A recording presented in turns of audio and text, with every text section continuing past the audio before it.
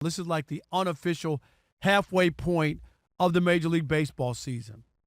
4th of July. And you start talking about the MVP race. Aaron Judge in the American League. Not that Kyle Raleigh isn't there as well for the Mariners. Martin, who hit his, 2 more home runs today. He got 35. Right. Judge has 32. But Judge is batting .360-something, and having an unbelievable year at the plate. So it's not just home runs. He's also hitting for average. And we're seeing average and power and all the other stuff that goes there, where Riley is just Kyle Riley is pounding the ball up, 35 home runs at the halfway point, and we still got about a week or so before the actual All-Star game. Could he get to 40 or almost, which is incredible. But anyway, I want to talk about the Shohei Ohtani and the National League MVP. And there was a recent poll done, and when it came to the American League MVP, MLB experts, there were 43 of them, Martin, and 35 gave Aaron Judge the first place vote. 35 of the 43. When it came to the American League, Shohei actually got 39 of the first place votes. Okay? And I'm not so sure he's having that type of season. And what I mean by that is last year was so incredible. He batted .310, 50, had over 50 home runs, 50 stolen bases. Nobody had ever done that. Knocked in 130 runs. And I just wonder, when it comes to Shohei, have we jumped the shark and he's going to get it every year? Remember, last year he did not pitch, but he had a ridiculous year. And the 50 stolen bases is the one that added a new dimension to what he does. Is it fair to just every year say he's going to be the MVP because now this year he's pitching, because he pitches and he hits, and should other people be in the mix, or because he does both, he automatically is his to lose every year? Because that's what it feels like. He's batting .284, 56 RBIs. RBIs are down. Batting average is down. I don't know. He doesn't feel like the player that he was a year ago. I mean, that's fine. He also is the best player in the National League right now. He's leads the NL in homers, slugging, OPS, runs scored, and I think the RBI is more of a function of the back of the Dodgers lineup and the fact he's hitting leadoff. Think about it. He's hit 30-something. You only hit leadoff one time in the game. Okay, but the back of the lineup, the 7, 8, 9 hitters are obviously not. If he was hitting fourth in front of, or if he was hitting behind Mookie Betts, Will Smith, and Freddie Freeman, he'd have way more RBI. Okay, but instead of hitting behind Tommy Edman and last year he did that, and he had 130 RBIs. And we're halfway through the year right now, so he's got 56. He's got 56. He's going to be down. Low. Right. But because we're past the 81 mark. Right, you know but I would not blink twice if Shohei Ohtani finished with over 100 RBI. He's got 30 home runs and 56 RBI. To be which is ridiculous. That means that most of his home runs are solo home runs. Right. To me, that's a function of the people in front of him being on base, less the actual what he's doing. If he's on pace, he's got how many home runs? I've said 30 a bunch of times now. It's actually 30. So he's on pace to hit what? 57 home runs?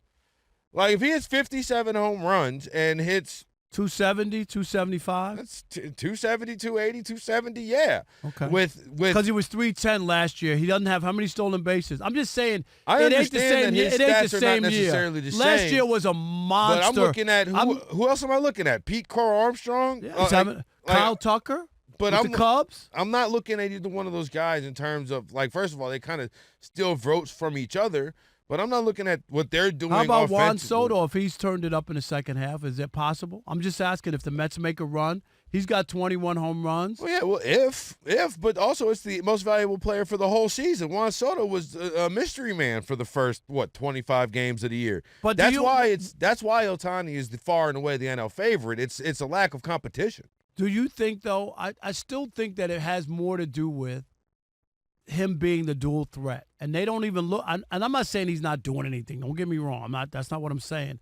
I think that because he pitches and hits, people just think he's the MVP regardless. I mean, the way it just feels like that, not based off, and it shouldn't be a foregone conclusion that because he's going to win the MVP the next 10 years in a row if he does both, or next 8 in a row. I find that to be, I think there's got to be something where you look at his numbers from year to year. Was it good? As good? Was it worse? You know what I mean? And obviously the other players got to be involved as well. That's what I'm saying. He's not competing against himself for MVP. It's not, is this Shohei Ohtani's best year? Is Shohei Ohtani the best player in the National League? But I'll give you the most valuable player in the National League. But I'll give you a perfect example. What year wasn't Michael Jordan the MVP in the NBA? I mean, his numbers couldn't have been more consistent. And that's all I'm saying. So I think guys got it wrong. Same reason I think LeBron having the numbers of MVPs he has is laughable as well. I think guys got it wrong. You think LeBron should have how many?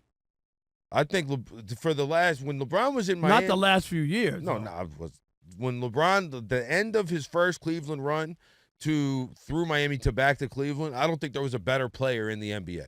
So if your argument is, should the best player always win the MVP, there you go. Then I would say I think guys got it wrong. I think they got it wrong with Mike. They got it wrong with LeBron. See, that's what I'm saying. That's what I'm saying. In those situations, great players. Michael didn't win it every year, even though he was. I don't know who was better during his run. Maybe somebody had a great year, and that's what I'm trying to say is, with the Shohei, it doesn't matter what anybody else is doing, or if his numbers are as good as it was the year before, or whatever. They look at it, and tell me if I'm wrong, 877-99 on Fox, but I just get the feeling like it doesn't matter what he does. He pitches, he hits, he's going to get my vote for MVP because he's a unicorn, because nobody does it. I don't think that's fair to the rest of the players. Well, the problem is Tarek Skubal. He may be a unicorn. What about Tarek Skubal and the years having, or a Skeens who's not hitting? Skubal's in the AL, but Skeens. But that's the thing, though. That's the thing. You know what I mean, or a pitcher of that ilk. But that's the thing, though. Okay, so somebody who's dominating and pitching. Yes. If he's pitching, and we'll see Ohtani ramp it up down the stretch, and if he's pitching XYZ better than Ohtani, and like Ohtani's numbers on the offensive side of the ball are MVP worthy, which they obviously are. Does he get hurt if he doesn't pitch well? Say he loses a few games, he gets knocked around. Yeah, you think that'll hurt? If he plays worse, then he shouldn't be atop the NL MVP odds. But I agree. But if his offense is like, if he's leading the National League in several offensive categories and the other people in consideration aren't close, he's got like 13 more home runs than Tucker and Armstrong. Like, he's not Crow Armstrong.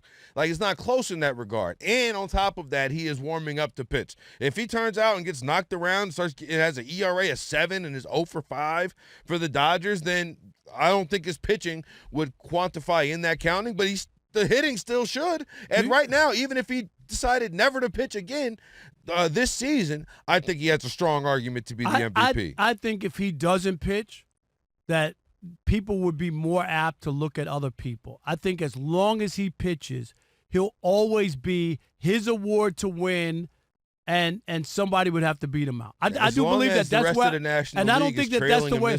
I don't think it should be. I don't think it should be like that. I don't think it should be like that. I think you should look at every year individually, and not. We understand he's a great player, and if he stays healthy and continues on his path, a Hall of Famer, and all that other stuff. That is not my argument. 877-99 on Fox. My argument is it just a foregone conclusion? You know, that he's going to be the MVP because he does two things and nobody else does that. And is that fair? Do you feel like that's fair to everybody else? There's nobody else doing that. So is he automatically the MVP?